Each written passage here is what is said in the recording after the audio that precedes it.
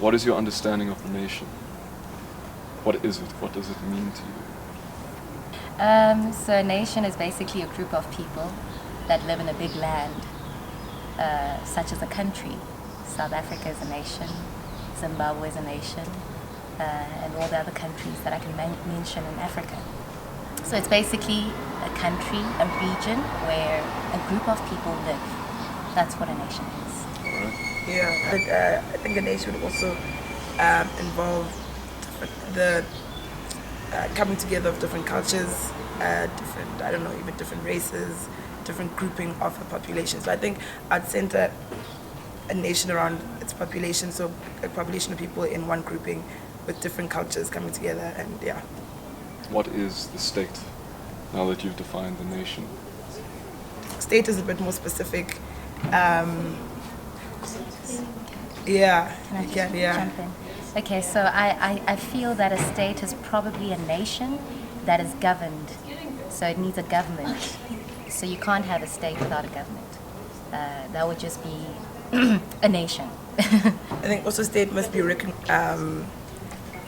so a country, something can be a country, but to be a state, it must also take place in things like, I don't know, like the UN. So if you get African country, like the AU, so it must be something that's, it must meet some sort of criteria to be recognized by the international community to then be recognized as a state. Yeah. Recognized by the international community. To understand the nation, how would you define the nation? What is it to you? For me, the nation itself is the country in its entirety. It's very different. I think there are so many different nations in South Africa, but a nation is where I come from and my origin. So I'm from the Jewish nation. Both, okay, you have the nationalities that make up the nation, and the nation would be everybody who takes part in any kind of interlinking lifestyle. In that we then understand the state in distinction from the nation. state authority, government, authority. Yeah. Think of the higher powers, the hierarchy of it all. the bodies that are put in place to govern the nation. So they I think the youth are affected by unemployment in South Africa, and how bad do you think the situation is? Like a pirate in the game.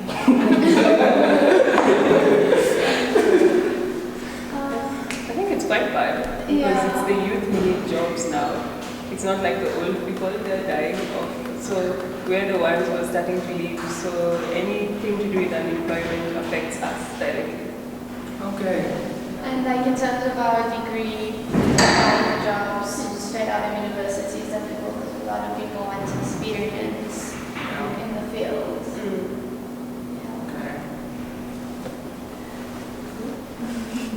All right. And what about like the use of drugs, alcohol, and other illegal substances? How do you guys think that affects the community, and leads to unemployment within the youth? I don't know, but I once worked in a company where if you come to work drunk, you get fired on the spot. So you have to be sober when you go. So that's like their way of ensuring that you don't use any of that stuff. Yeah, it also depends on like your community that you're in, people that you're in friend with, and just I think it has a lot of factors. Yeah. Okay, and what about the problem of people in school, high school and primary school, dropping out before they reach matriculation levels? How do you think that impacts, what's considered the youth now, and in a few years, how do you think that impacts them, like in terms of employment? I think they'll always be on the lower scale, like the bottom scale, so it's really hard to climb out. Because education is so important in this world. So you always need a certificate, then you need your degree, then better yet get your master's and PhD if you want to get something out of the world. So I think it does affect them negatively. Yeah. Okay. If you say that if fees fall, there'll be more youth that can access education, does that mean that you feel that fees hinder students coming out of high school for going to varsity, or do you think it's a quota system that hinders that? So there are a lot of factors that play into the hindrance of high school students going to varsity, but the main factor I think is fees. It's fees. We are not discouraging the fact that yes, there are quotas and all these other criteria that they use, which also disadvantage to already. Yes. So, but fees is the main one. So if you get rid of fees, it's a step ahead, in the right direction in terms of increasing access to higher education from high school. Yeah. Okay. And then, so clearly from the Fees Must Fall movement, we see that there's a hunger for education amongst the youth, right? Yes. So do you think that this hunger for education kind of unifies the youth? Definitely. I mean, so education I think is the common, common background for everyone, that we can all fight for the same cause, which is education. Yeah. Okay. And yeah. So looking back on South Africa's history with previous riots that have taken place, do you think that the state finds the youth more dangerous now than they did back then? I think so. I mean, I think that they are afraid of the current youth because... In your opinion, what other than education unifies the youth in South Africa? Yeah, that's a difficult question. But I think... Or is it only education? Yeah, I mean, education is one thing that has shown us that people can unite for education, irrespective of your political ideologies or whatever you turn to, But we all understand the importance of education. And as a youth, we think the government should value the education in the country. Yes. Yeah. Okay. Thank you so much. All right. Thank you for. Firstly, what are your thoughts regarding the Fees Must Fall movement?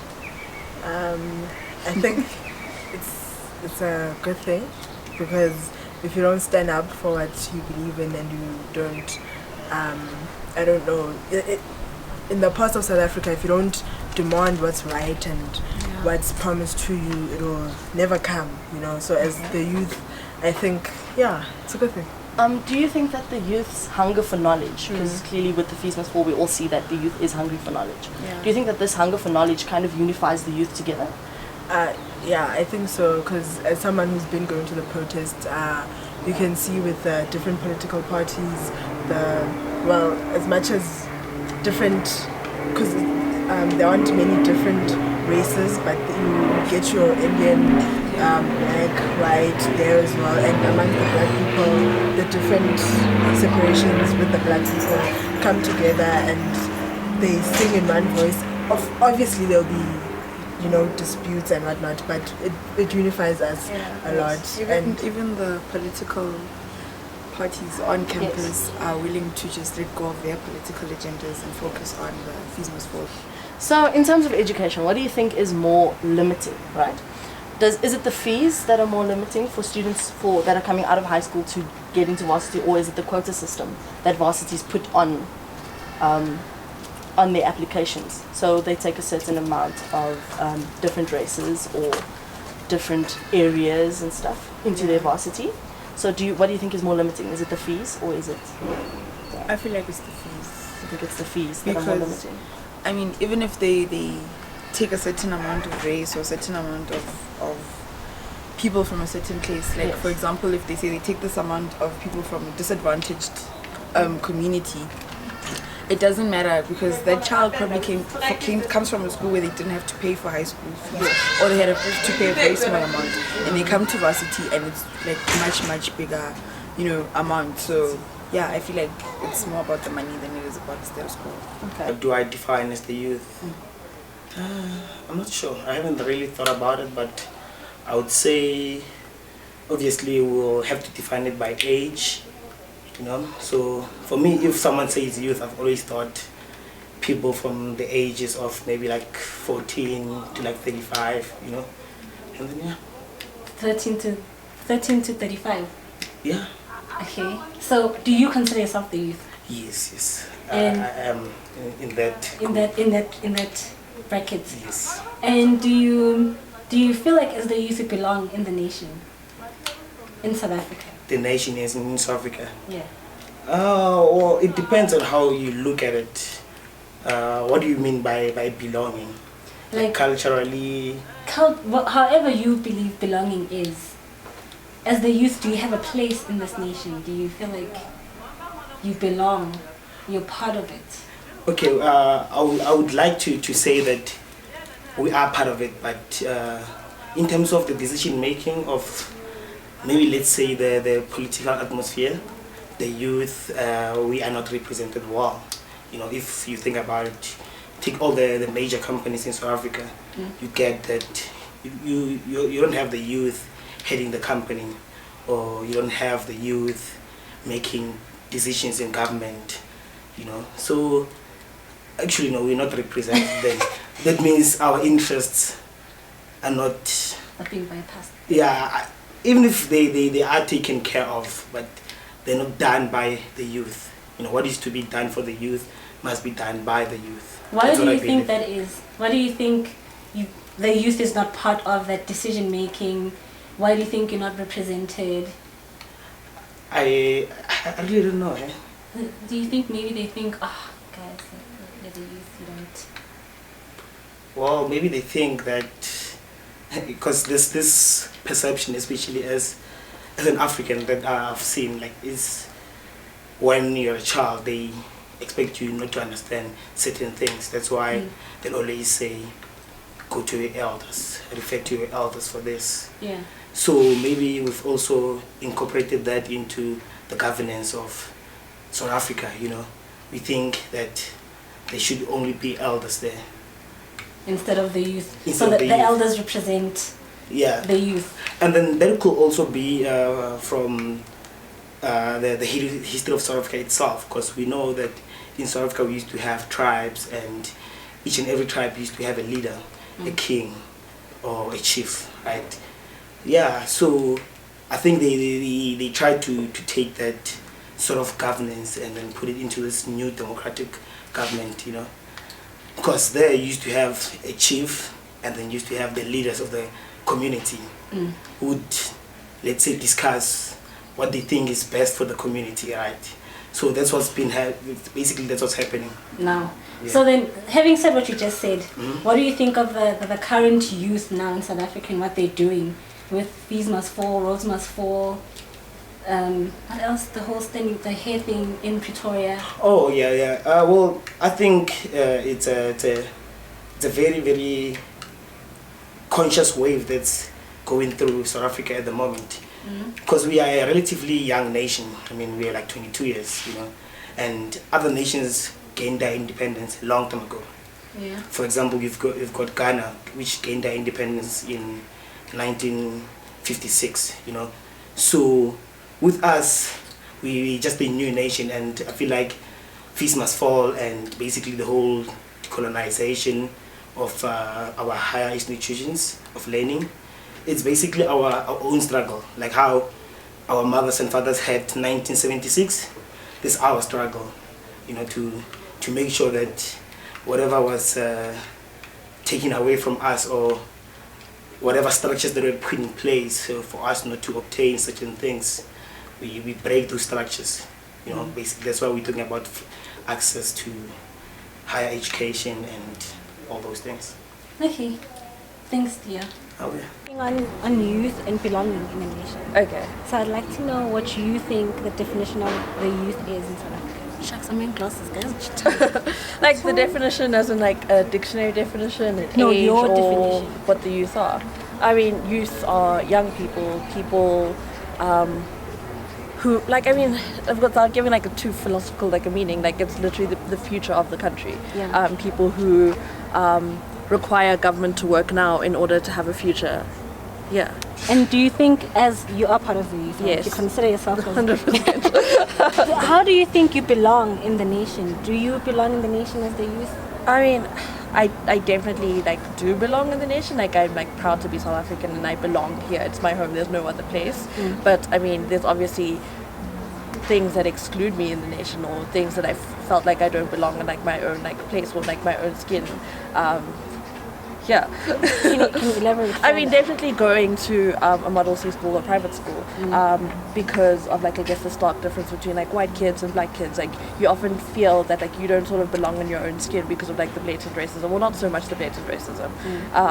So there are definitely times where I felt like I don't belong in my own country, which is a serious problem, like about living in South Africa. And And do you think now the youth are more like claiming a spot for themselves? 100%. I definitely think like that is like a symbol like of our time now, that we are like claiming a spot, and we are, I mean, like we're proud of who we are. We're no longer hiding or like trying to mask or trying to be less. Like we're saying that we are who we are, and this is like our country. Yeah. And yeah, I do. Well, agree. why do you think the youth is doing that? I don't know. Maybe we're just a better like generation. Millennials are better.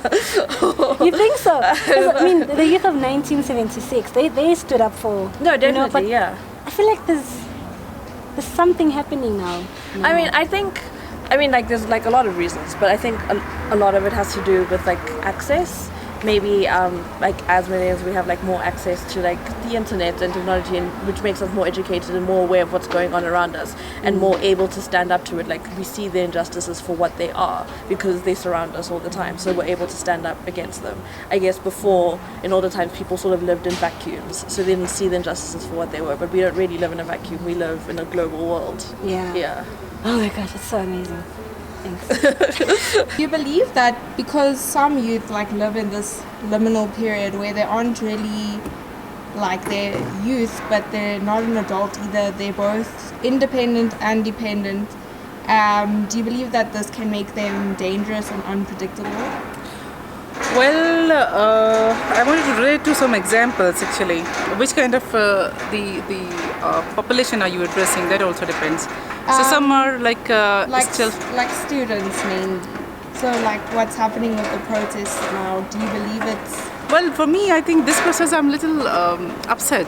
I don't want students to be protesting violently first. The second thing, they should be like mature enough to understand that if they'll ask for the free education or thing like that, the standard of the education would become very, very low. You see, you have to pay for a better education. The staff has to be paid nicely. Then only they can be honest with their job. You see, there wouldn't be any good staff. There wouldn't be any good teacher if you're not paying them well. And that money is obviously coming from the fees. So you have to give and take. You can't just be like for us asking for the free education. There's nothing like a free education. So I'm little, and that too, they're not protesting it like very quietly, peacefully. Sometimes it's like violence also, and I'm very upset with that. So I don't think that it is. Just to interrupt you, do you believe that they're handling the protest in this way because they are in a liminal period in their lives?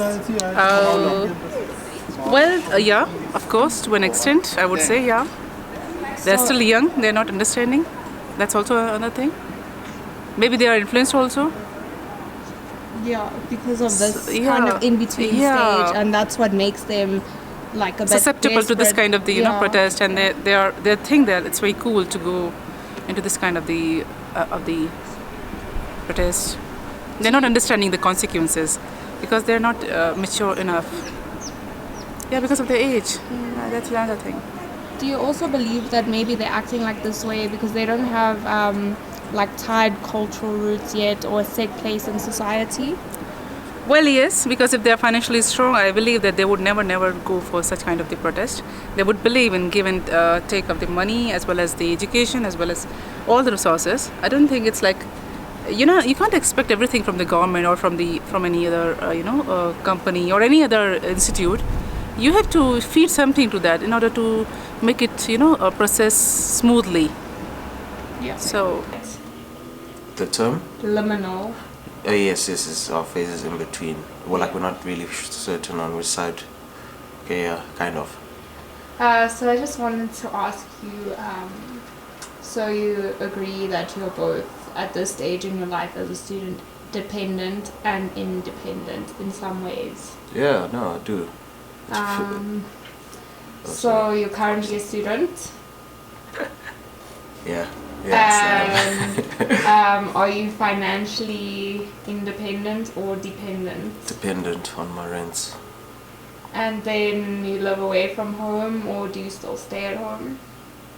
I stay in res when I'm on campus, well, when school time, but then holidays I'm at home.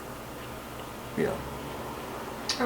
So basically, because youth is in this liminal stage, Yeah.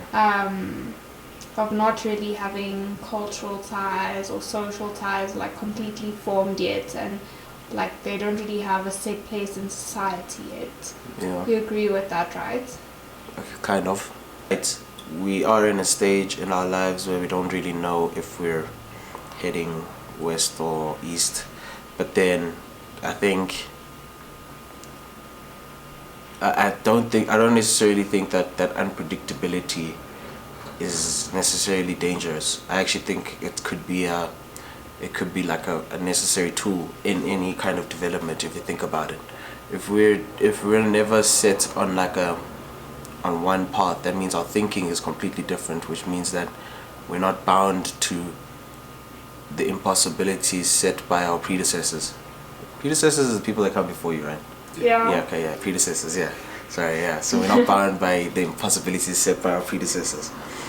So that unpredictability can lead to different ways of thinking, different ways of doing stuff. I mean, if we have to stick to the paths given to us by those that have come before us, maybe we'd still be on the really racist path, or we would still be bent over war, or making the same mistakes as before. But now this unpredictability allows us to change how everything is being done, I guess.